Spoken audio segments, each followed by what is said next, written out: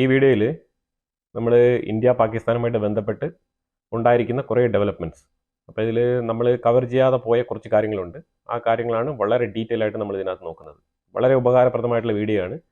കാരണം ഞാൻ നോക്കുമ്പോഴത്തേക്കും മെയിൻ സ്ട്രീം മീഡിയാസിലെല്ലാം വളരെ തൊണ്ട കീറി കാറുന്നുണ്ട്. അതായത് പാകിസ്ഥാനെതിരെ ഇന്ത്യ പുകച്ചുകളയും, ഇന്ത്യ അവരെ തച്ച് തകർത്തുകളയും, ഇന്ത്യ ഭയങ്കരമായിട്ട് ഇതായിക്കളയും അതായിക്കളയും എന്ന് പറഞ്ഞിട്ട് ഭയങ്കരമായിട്ടുള്ള ഒരു ഹൈപ്പ് വാർത്തകളാണ് കൊടുത്തുകൊണ്ടിരിക്കുന്നത്. പക്ഷേ റിയാലിറ്റിയിലോട്ട് ആരും പോകുന്നതായിട്ട് ഞാൻ കാണുന്നില്ല. അപ്പോൾ അതുകൊണ്ടാണ് ഞാൻ കുറച്ച് ഡീറ്റെയിൽ ആയിട്ട് കാര്യങ്ങൾ നോക്കിയപ്പോഴത്തേക്കും എനിക്ക് മനസ്സിലാക്കാൻ പറ്റിയത് ഇന്ത്യക്കല്ല യുദ്ധം വേണ്ടത്, ശരിക്കും പാകിസ്ഥാനാണ് യുദ്ധം വേണ്ടത്. പാകിസ്ഥാൻ യുദ്ധം ആഗ്രഹിക്കുന്നുണ്ട്.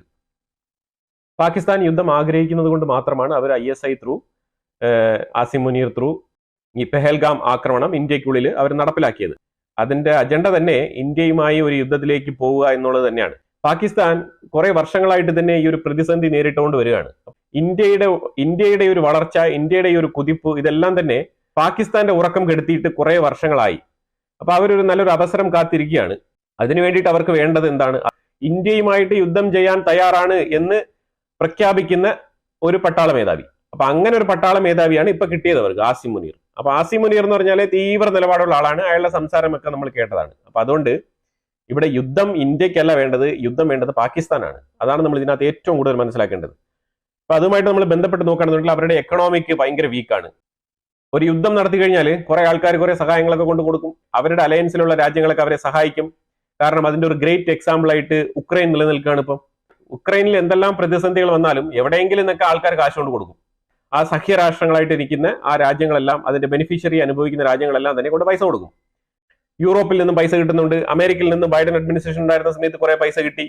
അപ്പൊ അതുപോലെ UK നിന്ന് പൈസ കിട്ടുന്നുണ്ട്, ഫ്രാൻസിൽ നിന്ന് പൈസ കിട്ടുന്നുണ്ട്. പല രീതിയിലും അവർക്ക് ഇപ്പൊ സോഴ്സ് ഇൻകം കിട്ടുന്നുണ്ട്. അപ്പൊ അത് വെച്ച് അവർ യുദ്ധവും നടത്താം, കുറച്ച് സർവൈവും ചെയ്യാം. ആ രീതിയിലാണ് പ്ലാൻ ചെയ്യുന്നത്.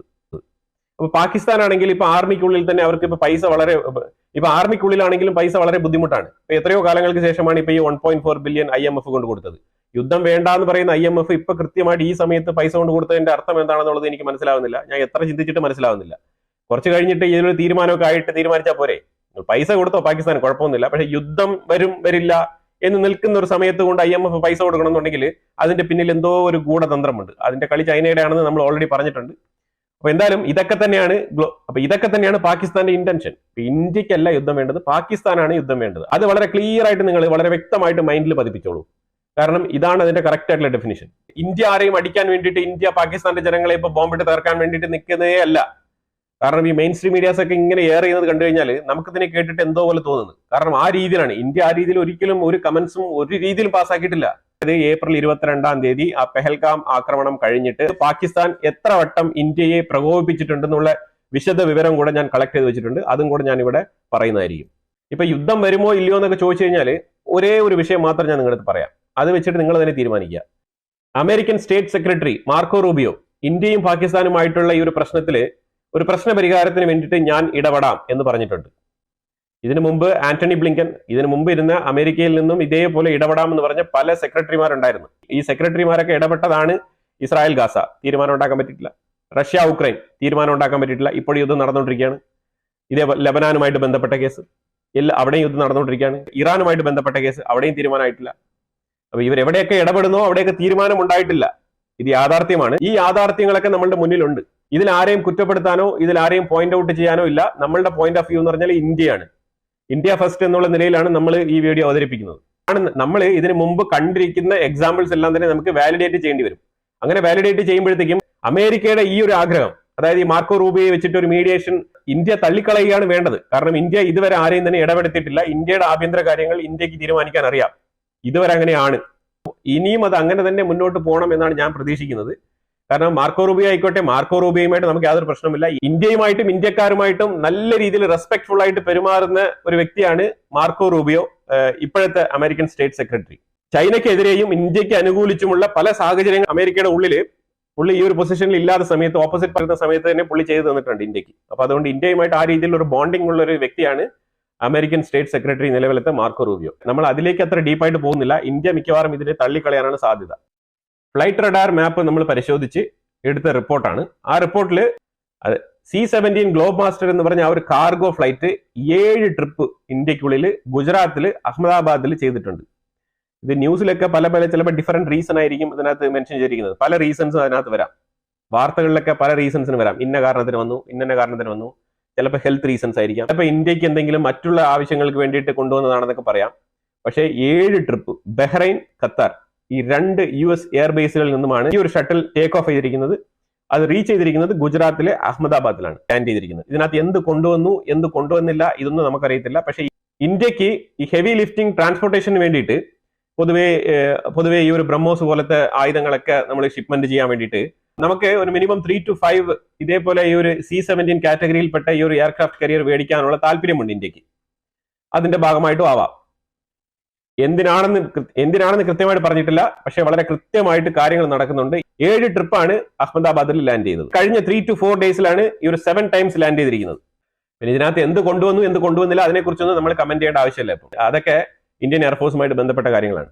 ബംഗ്ലാദേശ് അഡ്വൈസറി മിനിസ്ട്രിയിൽ നിന്ന് ഒരു പ്രപ്പോസൽ, ഇന്ത്യക്കും പാകിസ്ഥാനും ഇടയിലുള്ള പ്രശ്നം ഞങ്ങൾക്ക് പരിഹരിക്കാൻ കഴിയും, ഞങ്ങൾ വേണമെങ്കിൽ ശക്തമായിട്ട് ഇടപെട്ട് ഇതിനൊരു പരിഹാരം ഉണ്ടാക്കി തരാമെന്ന് ബംഗ്ലാദേശ്. ഇതൊക്കെ ആരാണ് ഇപ്പൊ? ഇതൊക്കെ എവിടെ നിന്ന് വരുന്ന ഇവരൊക്കെ? ഇപ്പൊ ഇന്ത്യക്കും പാകിസ്ഥാനുമുള്ള പ്രശ്നം ഈ ബംഗ്ലാദേശിന് എന്താണ് കാര്യം? നിങ്ങൾ നിങ്ങളുടെ കാര്യം നോക്കൂ എന്നേ നമുക്ക് പറയാനുള്ളൂ. കാര്യം ഇങ്ങനെയൊക്കെ കോമഡി കഥാപാത്രങ്ങൾ പല സാഹചര്യങ്ങളിൽ ഇങ്ങനെ പെട്ടെന്ന് ഇങ്ങനെ പൊട്ടിമുളയ്ക്കും. ഇതിനൊക്കെ ആ ആയുസേ ഉള്ളൂ, അതങ്ങ് കരുതിയാൽ മതി. ഇതൊക്കെ റിയാലിറ്റി മനസ്സിലാക്കാതെ കിടന്ന് സംസാരിക്കുന്ന ആൾക്കാരാണ്. പല സറൗണ്ടിങ് രാജ്യങ്ങളും ധരിച്ചു വെച്ചിരിക്കുന്നത് ഇന്ത്യ അങ്ങോട്ട് പോയി ഇപ്പൊ ആക്രമണം നടത്തി പാകിസ്ഥാനെതിരെ യുദ്ധത്തിന് കോപ്പ് കൂട്ടുകയാണെന്നാണ് വിചാരിച്ചു വെച്ചിരിക്കുന്നത്. അങ്ങനെയല്ല. ശരിക്കും പാകിസ്ഥാനാണ് യുദ്ധത്തിന് വേണ്ടി കോപ്പ് കൂട്ടി നിൽക്കുന്നത്. പാകിസ്ഥാൻ എന്തിനു വേണ്ടിയിട്ടാണ് ഇപ്പൊ ഇത്രമാത്രം മുറവിളി കൂട്ടി ഇത്രയും ആയുധങ്ങളൊക്കെ ബോർഡറിന്റെ സൈഡിൽ കൊണ്ട് വെച്ചിരിക്കുന്നത്? ഇതിനൊക്കെ എന്താ ആവശ്യമാണ് ഉണ്ടായിരുന്നത്? ഇത് നിങ്ങളൊക്കെ ഈ ബംഗ്ലാദേശൊക്കെ നിങ്ങൾ പാകിസ്ഥാനടുത്ത് പോയി സംസാരിക്കൂ. നിങ്ങൾ ഇന്ത്യയുമായിട്ട് ഒരു രീതിയിൽ മീഡിയേഷൻ വരേണ്ട ആവശ്യമില്ല. ഇതാണ് നമുക്ക് പറയാനുള്ളത്. ഇന്നലെ അമിത്ഷാ, രാജ്നാഥ് സിംഗ് രണ്ടുപേരും കൂടെ മീറ്റിംഗ് ഉണ്ടായിരുന്നു. അത് അവർ രണ്ടുപേരും മാത്രമല്ല, BSF, NSG, CRPF ഈ 3 ടീമുകളുമായിട്ടാണ് സംസാരിച്ചത്. 3 പേർക്കും ഇൻഡിപെൻഡന്റ് ആയിട്ടുള്ള മീറ്റിങ്ങുകളാണ് അറേഞ്ച് ചെയ്തിരുന്നത്. ഈ 3 മീറ്റിങ്ങുകളിലും ഇവര് ഇന്നലെ രാവിലെ തൊട്ട് വൈകുന്നേരം 8 മണി വരെ ഇതുമായിട്ട് ബന്ധപ്പെട്ട മീറ്റിംഗും ചർച്ചകൾ തന്നെയായിരുന്നു. ഒരു ഘട്ടം എത്തുമ്പോഴത്തേക്കും നിങ്ങൾക്ക് ഫ്രീഡം ഉണ്ടാവും എന്നാണ് പറഞ്ഞിരിക്കുന്നത്. അതായത് ഫ്രീഡം എന്ന് പറഞ്ഞാൽ ഫ്രീ ഹാൻഡ്, നിങ്ങൾ ഏത് തരത്തിലും നിങ്ങൾക്ക് ആക്രമിക്കാം, അവരുടെ കൈകൾ ആരും കെട്ടാൻ പോകുന്നില്ല. ആ രീതിയിലുള്ള ആവേശകരമായ, അവർക്ക് മോട്ടിവേഷൻ തരുന്ന രീതിയിലുള്ള ഒരു മീറ്റിംഗ് ആയിരുന്നു കണ്ടക്ട് ചെയ്തത്. മെയിൻ സ്ട്രീം മീഡിയാസിലൊക്കെ ഇത് എങ്ങനെയാണ് വളച്ചൊടിക്കപ്പെട്ടിരിക്കുന്നത് പറഞ്ഞാൽ, അതായത് ഇന്ത്യൻ ആർമിയെ ഫ്രീ ആക്കി വിട്ടിരിക്കുകയാണ്, അവർക്ക് ഇപ്പൊ മുതൽ എവിടെ വേണമെങ്കിലും പോയി എന്ത് വേണമെങ്കിലും ചെയ്യാമെന്നുള്ള നിലയിലുള്ള ഒരു നിലപാട് ഇന്ത്യ എടുത്തതായിട്ടാണ് ഇന്ത്യയിലുള്ള മീഡിയ സിൻഡിക്കേറ്റ്സ് ഇങ്ങനെയാണ് അതിനെ പ്രൊപ്പഗൻഡ അടിച്ചു വിട്ടിരിക്കുന്നത്. അപ്പൊ ഇത് കണ്ടുകൊണ്ടാണ് പാകിസ്ഥാൻ അവിടെ നിന്ന് ഇന്നലെ രാത്രി തന്നെ പാകിസ്ഥാൻ ഇതിന് റിവേർട്ട് ചെയ്തുള്ള മറുപടികളുമായിട്ട് അവര് ഇന്ത്യ 1-ാം തീയതി 2-ാം തീയതി, ഞാൻ ഇന്നലെ ഒരു വാർത്തയിൽ പറഞ്ഞിട്ടുണ്ടായിരുന്നു, ഇന്ത്യ 1-ാം തീയതിക്ക് ശേഷം May 1-ന് ശേഷം ആക്രമണം നടത്താൻ സാധ്യതയുണ്ടെന്നാണ് ഇന്നലെ വരെ പാകിസ്ഥാൻ പറഞ്ഞുകൊണ്ടിരുന്നത്. അവർക്ക് പെട്ടെന്ന് ഒരു ഉൾവിളി കിട്ടി, ഇന്ത്യ ഏത് നേരത്തും ആക്രമണം നടത്തും, ആ ഒരു സിറ്റുവേഷനിലാണ് നിൽക്കുന്നത് എന്നുള്ള അവസ്ഥയിലേക്ക് അവര് പത്രസമ്മേളനമൊക്കെ പാതിരാത്രിയൊക്കെ നടത്തുന്ന ഒരു അവസ്ഥയിലേക്ക് എത്തിപ്പെട്ടത്. ഇതൊക്കെയാണ് സംഭവിക്കുന്നത്. ഇന്നലെ വൈകുന്നേരം 8 മണിക്ക് ശേഷം ഇന്ത്യയിലെ മീറ്റിംഗ് അവസാനിപ്പിച്ചതിന് ശേഷം ഒരു മോട്ടിവേഷന്റെ ഭാഗമായിട്ട് പറഞ്ഞ കാര്യങ്ങളൊക്കെ എടുത്ത് വളച്ചൊടിച്ച് ഇങ്ങനെയൊക്കെ ഏർ ചെയ്യാണ്. ഇതാണ് ഇപ്പൊ സംഭവിച്ചുകൊണ്ടിരിക്കുന്നത്. ഇന്നത്തെ രാവിലത്തെ ടെൻഷനും ബ്രേക്കിംഗ് ന്യൂസിനും മെയിൻ സ്ട്രീമിൽ വന്ന ബ്രേക്കിംഗ് ന്യൂസിനൊക്കെ ഇതാണ് കാരണം. ഏത് രാജ്യമായാലും ശരി, അവരുടെ ആർമിക്ക് ഒരു മോട്ടിവേഷൻ കൊടുക്കാൻ വേണ്ടിയിട്ട് ആ ഒരു രീതിയിലാണ് സംസാരിക്കുക. അങ്ങനെ തന്നെയാണ് എന്ന് പറഞ്ഞിട്ട് അവർ തലങ്ങ് എവിടെയെങ്കിലും പോയി അവർ സ്വന്തമായിട്ട് ആക്രമണം നടത്താൻ പോകുന്നില്ല. അവർക്ക് കൃത്യമായിട്ടുള്ള കമാൻഡോസ് ഉണ്ട്, അവർക്ക് ഇൻസ്ട്രക്ഷൻസ് കൊടുക്കുന്നുണ്ട്, അവർക്ക് അവരുടേതായിട്ടുള്ള ഡെഡിക്കേറ്റഡ് ഏരിയ ഉണ്ട്, അതൊക്കെ കവർ ചെയ്താണ് അവർ നിൽക്കുന്നത്. ഇതുവരെ ഇന്ത്യ POK പിടിക്കാൻ വേണ്ടിയിട്ടുള്ള ഒരു ആറ്റിറ്റ്യൂഡ് എടുത്തതായിട്ട് ഇതുവരെ നമുക്ക് ഒരു വിവരങ്ങളും ഇല്ല. POKയുമായിട്ട് ബന്ധപ്പെട്ട് ഏതെങ്കിലും തരത്തിൽ ഇന്ത്യ ആക്രമണം ചെയ്യുകയോ അല്ലെങ്കിൽ ഏതെങ്കിലും ഒരു പ്ലാനിങ് വെച്ചിരിക്കുകയോ അല്ലെങ്കിൽ എന്തെങ്കിലും ധാരണ അതിനകത്ത് വന്നതായിട്ട് ഇതുവരെ ഒരു വിവരങ്ങളും ഇല്ല. ശരിക്കും ഇന്ത്യ ഡിഫൻസീവ് മോഡില് ഈ ബോർഡർ ഏരിയയിൽ, അതായത് പഴയ LOC അഥവാ ഇപ്പോഴത്തെ ഓപ്പൺ ബോർഡർ ഏരിയയിൽ നിന്ന് റിട്ടാലിയേറ്റ് ചെയ്തുകൊണ്ടിരിക്കുകയാണ്. ആ റിട്ടാലിയേഷന്റെ ഡീറ്റെയിൽസ് കംപ്ലീറ്റ് ആയിട്ട് ഞാൻ കളക്ട് ചെയ്തിട്ടുണ്ട്, ഞാൻ പറയാം. ഈ സീസ് ഫയർ വയലേഷൻ ഉറിയിലാണ് നടത്തിയത് 22-ാം തീയതി. അതായത് ഈ ഒരു തീവ്രവാദ ആക്രമണം നടന്ന അതേ ദിവസം തന്നെ പാകിസ്ഥാൻ ഉറിയിൽ ഈ ഒരു ആക്രമണം നടത്തിയിട്ടുണ്ട്. ഇന്ത്യ അന്ന് തന്നെ റിട്ടാലിയേഷൻ ചെയ്തിട്ടുണ്ട്. 23-ാം തീയതി അവർ എവിടെയും ആക്രമണം നടത്തിയിട്ടില്ല. 23-ാം തീയതി ശരിക്കും പറഞ്ഞാൽ ഗ്ലോബൽ ഫോക്കസ് മൊത്തം ഇന്ത്യയുടെ മേലിലായിരുന്നു. കാരണം 22-ാം തീയതി ഉണ്ടായ ഈ ഒരു ആക്രമണത്തിനെ ചൊല്ലിയുള്ള അതിഭീകരമായ രീതിയിലുള്ള കൺട്രോളൻസുമായിട്ടാണ് പല രാജ്യങ്ങളും നിന്നിരുന്നത്. അപ്പൊ ആ ഒരു ദിവസം പാകിസ്ഥാൻ അറ്റാക്ക് ചെയ്തില്ല ബോർഡറിൽ. 24-ാം തീയതി ലീപ്പ വാലിയിൽ സീസ് ഫയർ വയലേഷൻ, അതികഠിനമായ രീതിയിൽ ആക്രമണം പാകിസ്ഥാന്റെ സൈഡിൽ നിന്ന് അഴിച്ചുവിടപ്പെട്ടു. അതിന് റിറ്റാലിയേറ്റ് ചെയ്തിട്ടുണ്ട്. 26-ാം തീയതി നീലം ഭാഗത്ത് ഒരു ആക്രമണം, അതേപോലെ 26-ാം തീയതി ടുട്ട്മാരി ഗലി എന്ന് പറഞ്ഞ ആ ഒരു സ്ഥലത്തും അതേപോലെ സീസ് ഫയർ വയലേഷൻ 26. അപ്പൊ 26-ാം തീയതി 2 ആക്രമണങ്ങളാണ്. ഇതെല്ലാം തന്നെ നമ്മൾ റിറ്റാലിയേറ്റ് ചെയ്യുന്നുണ്ട് കേട്ടോ. ഇതെല്ലാം റിറ്റാലിയേറ്റ് ചെയ്യുന്നുണ്ട്. അവരുടെ ശല്യം കഴിയുമ്പോഴത്തേക്കും നമ്മൾ തിരിച്ച് നല്ല രീതിയിൽ റിറ്റാലിയേറ്റ് ചെയ്യുന്നുണ്ട്. അതുപോലെ 27-ാം തീയതി കുക്വാറയിൽ ഒരു ആക്രമണം, അതേപോലെ പൂഞ്ചിൽ ഒരു ആക്രമണം 27-ാം തീയതി. 27-ാം തീയതിയും 2 തവണ സീസ് ഫയർ വയലേഷൻ ആണ്, കുക്വാറയിലും പൂഞ്ചിലും. അതാണ് അതിനെയും നമ്മൾ റിറ്റാലിയേറ്റ് ചെയ്തിട്ടുണ്ട്. 28-ാം തീയതി അതേപോലെ കുക്വാറയിലും ആക്രമണം നടത്തി. അതുപോലെ അക്നൂർ എന്ന് പറഞ്ഞ സ്ഥലത്തും ആക്രമണം നടത്തിയിട്ടുണ്ടായിരുന്നു. 28-ാം തീയതിയും ഇതേപോലെ 2 CFV നടത്തിയിട്ടുണ്ട് പാകിസ്ഥാന്റെ ഭാഗത്ത് നിന്ന്. അതായത് ഞാൻ പറഞ്ഞതെല്ലാം 3 തവണ 4 തവണ എന്നല്ല, ഈ ഒരു സ്ഥലത്ത് തുടർച്ചയായിട്ട് ആക്രമണം നടത്തിക്കൊണ്ടിരിക്കുകയാണ്, കണ്ടിന്യൂസ് ആയിട്ട്. 29-ാം തീയതി അവർ തെരഞ്ഞെടുത്ത സ്ഥലങ്ങൾ എന്ന് പറഞ്ഞാൽ 3 ലൊക്കേഷനാണ്. ആ 3 ലൊക്കേഷനിൽ നൌഷീറ എന്ന് പറഞ്ഞ സ്ഥലം, അക്നോർ എന്ന് പറഞ്ഞ സ്ഥലം, സുന്ദർബൻ എന്ന് പറഞ്ഞ സ്ഥലം, 3 സ്ഥലങ്ങളാണ് തെരഞ്ഞെടുത്ത് ആ ഫുൾ ഡേ 29-ാം തീയതി ഫുൾ ഡേ ഒരു 3 സ്ഥലങ്ങളിലാണ് ഈ ഒരു സീസ് ഫയർ വയലേഷൻ പാകിസ്ഥാൻ നടത്തിയത്. ഇപ്പൊ ഈ പറഞ്ഞ സ്ഥലങ്ങളിലെല്ലാം, അതായത് നിങ്ങൾ ആലോചിച്ച് നോക്കൂ, 22-ാം തീയതി ഒരു സ്ഥലത്ത് ഉറി എന്ന് പറഞ്ഞ സ്ഥലത്ത് അവർ കണ്ടിന്യൂസ് ആയിട്ട് ഈ ഒരു വയലേഷൻ നടത്തിക്കൊണ്ടിരുന്നു. അന്ന് മൊത്തം നമുക്ക് കുറച്ച് എളുപ്പമാണ്, കാരണം ഒരു സൈഡിൽ മാത്രം, ആ ഒരു ഉരിയിൽ മാത്രം ഫോക്കസ് ചെയ്താൽ മതിയായിരുന്നു. ബാക്കിയുള്ള സ്ഥലങ്ങളൊക്കെ നമ്മൾ അലർട്ട് ചെയ്തിട്ടുണ്ട്. പക്ഷെ എന്നാലും ഉരിയിൽ നമ്മൾ കുറച്ച് ഫോക്കസ് ചെയ്ത് അവിടെ തന്നെയാണ് രാവിലെ തൊട്ട് വൈകുന്നേരം വരെ 2 ദിവസം നീണ്ടു നിന്ന ഒരു അറ്റാക്ക് ആയിരുന്നു ഈ ഉറി ഭാഗത്തുണ്ടായിരുന്നത്. 22-ാം തീയതി മുതൽ ഇന്നലെ 29-ാം തീയതി വരെ നമുക്ക് റിപ്പോർട്ട് കിട്ടിയതനുസരിച്ച് 13 സ്ഥലങ്ങൾ സെലക്ട് ചെയ്ത് കണ്ടിന്യൂസ് ആയിട്ട് ഇന്ത്യക്കെതിരെ സീസ് ഫയർ വയലേഷൻ നടത്തിക്കൊണ്ടിരിക്കുകയാണ് പാകിസ്ഥാൻ. ഇടയ്ക്ക് സിംല കരാർ അവർ റദ്ദാക്കിയത് കൊണ്ട് മാത്രമാണ് ഇതിനെ ഇപ്പൊ സീസ് ഫയർ വയലേഷൻ എന്ന് പറയുന്നതിന് പകരം ഓപ്പൺ ബോർഡറിൽ നിന്നും അവർ പാകിസ്ഥാന്റെ ആക്രമണമായിട്ട് തന്നെയാണ് ഇതിനെ കരുതുന്നത്. ഇന്ത്യക്കെതിരെയുള്ള ആക്രമണമായിട്ടാണ് കരുതിയിരിക്കുന്നത്. പക്ഷെ ഇന്ത്യ തിരിച്ചടിക്കുന്നുണ്ട് എന്നാണ് നമ്മൾ മനസ്സിലാക്കേണ്ടത്. ഇതാണ് പാകിസ്ഥാന്റെ പ്രൊവോക്കേറ്റീവ് ആയിട്ടുള്ള കാര്യങ്ങൾ ഇതുവരെ നടന്നുകൊണ്ടിരിക്കുന്നത് ആക്രമണം എന്നുള്ള നിലയിൽ. ഇനിയിപ്പോ അടുത്തൊരു സംഭവം എന്ന് പറഞ്ഞാൽ, പാകിസ്ഥാൻ ഈ ബോർഡറിലുള്ള കംപ്ലീറ്റ് മിലിറ്ററി പോസ്റ്റുകളിൽ നിന്ന് അവരുടെ ഫ്ലാഗ് എല്ലാം റിമൂവ് ചെയ്തിരിക്കുകയാണ്. ഫ്ലാഗ് റിമൂവ് ചെയ്ത് കഴിഞ്ഞാൽ എന്താണ് അർത്ഥം എന്ന് പറഞ്ഞാൽ, ഫ്ലാഗ് റിമൂവ് ചെയ്ത് കഴിഞ്ഞാൽ ആ പോസ്റ്റിൽ ആളില്ല. അതാണ് മനസ്സിലാക്കേണ്ടത്. കാരണം ഈ ബോർഡർ സൈഡിലുള്ള കംപ്ലീറ്റ് അവർ സിംല കരാർ റദ്ദാക്കിയത് കൊണ്ട് തന്നെ അവരിപ്പോ എന്താണ് ഉദ്ദേശിച്ചിരിക്കുന്നത് പറഞ്ഞാൽ, അവർ ഫ്രീ ആക്കിയിരിക്കുകയാണ് ബോർഡർ. അവർക്കിനി ഏത് നേരത്തും ഏത് സൈഡിൽ കൂടെയും ഇന്ത്യക്കുള്ളിൽ കയറി വരാം കാശ്മീർ പിടിക്കാൻ വേണ്ടിയിട്ട്. അതാണ് അവർ സിംബോളിക്കായിട്ട് തരുന്ന ഇൻഫർമേഷൻ, ഇന്ത്യക്ക് കൊടുക്കുന്ന ഒരു മെസ്സേജ് ആണത്. അതുകൊണ്ടാണ് അവർ ബോർഡറിലുള്ള കംപ്ലീറ്റ് ഫ്ലാഗ് എടുത്ത് മാറ്റിയിരിക്കുന്നത്. കാരണം അവരുടെ പോസ്റ്റ് ഇനി അവിടെ അല്ല എന്നാണ് അവർ പറയുന്നത്. ഇനി രണ്ടാമത് ഇതുകൊണ്ട് ഉദ്ദേശിക്കുന്നത് എന്താ വെച്ചാൽ, ഇനി ലോങ് റേഞ്ചിൽ ആക്രമണം നടത്താനുള്ള സാധ്യതയുണ്ട് പുറകിൽ നിന്നും.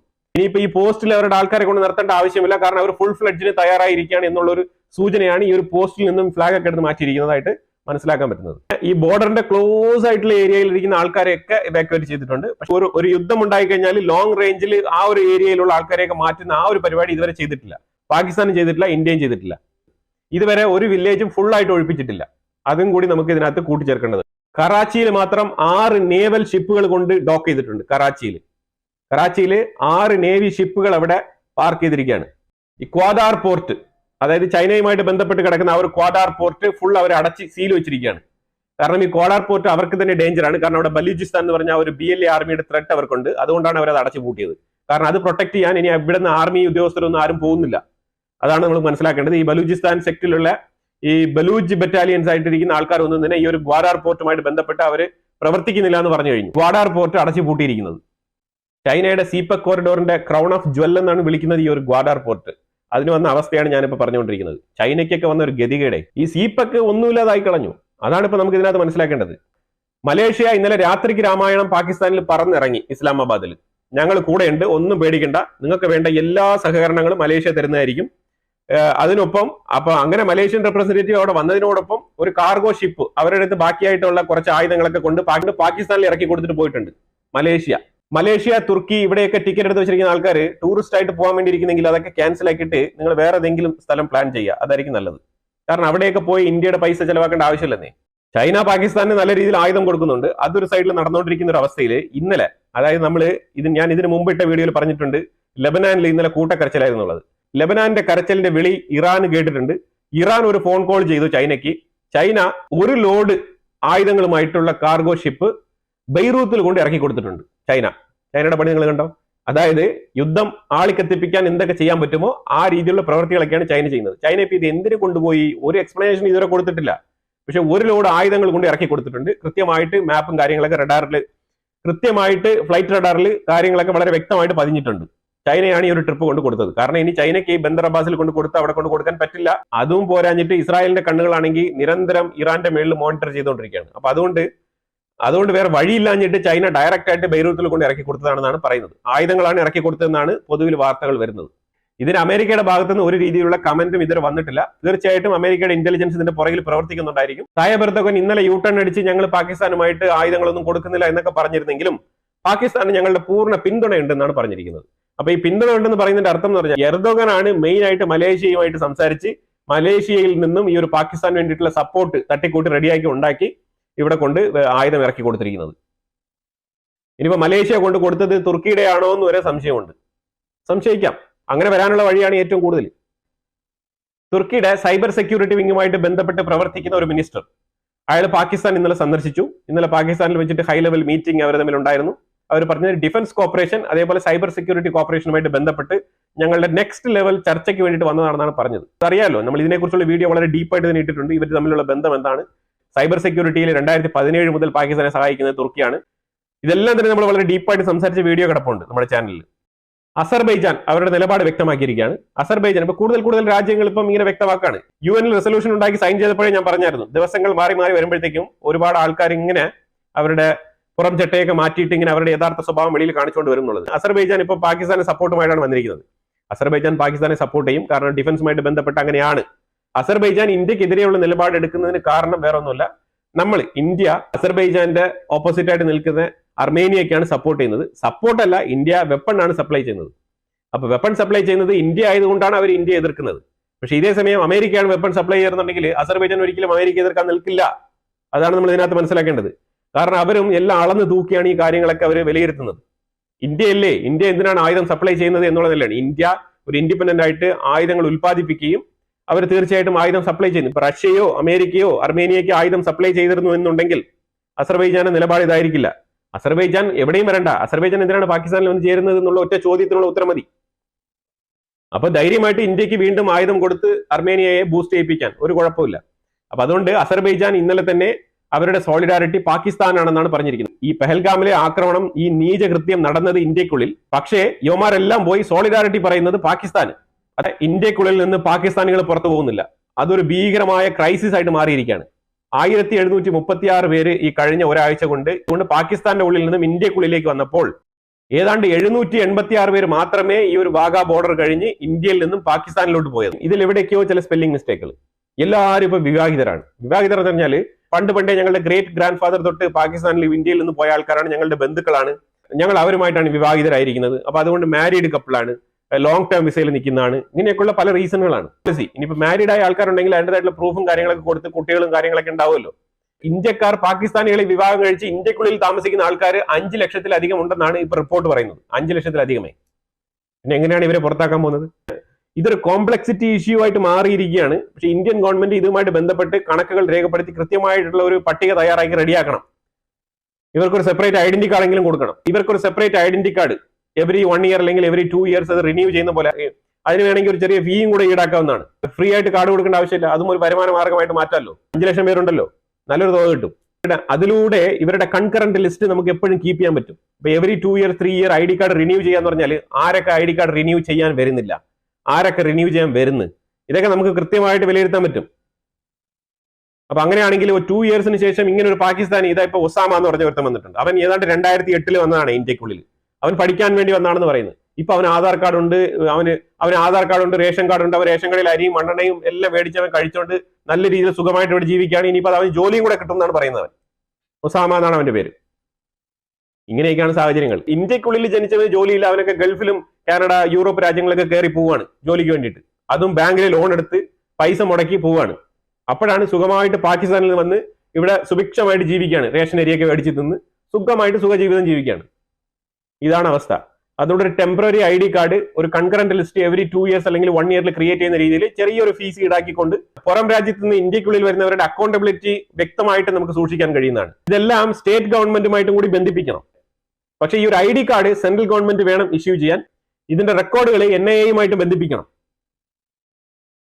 ബന്ധിപ്പിച്ചു കഴിഞ്ഞാൽ വളരെ ഈസി ആയിട്ട് ഇവരെയൊക്കെ ട്രാക്ക് ചെയ്യാൻ പറ്റുന്ന കാര്യങ്ങളാണ്. പോരാഞ്ഞിട്ട് ഇവരെടുക്കുന്ന മൊബൈൽ ID സിം കാർഡുകൾക്ക് ഈ ഒരു ID നിർബന്ധമായിട്ട് രജിസ്റ്റർ ചെയ്യാൻ ഇവരെ പ്രേരിപ്പിക്കണമെന്നല്ല, ആ ഒരു നിയമം കൊണ്ടുവരണം. ഏതെങ്കിലും ഒരു ഐഡി കൊടുത്തിട്ട് സിം എടുക്കാം എന്നുള്ളതിൽ ഉപരിയായിട്ട് ഒരു പർട്ടിക്കുലർ ID, ആ ID തന്നെ വേണമെന്ന് ചോദിക്കണം.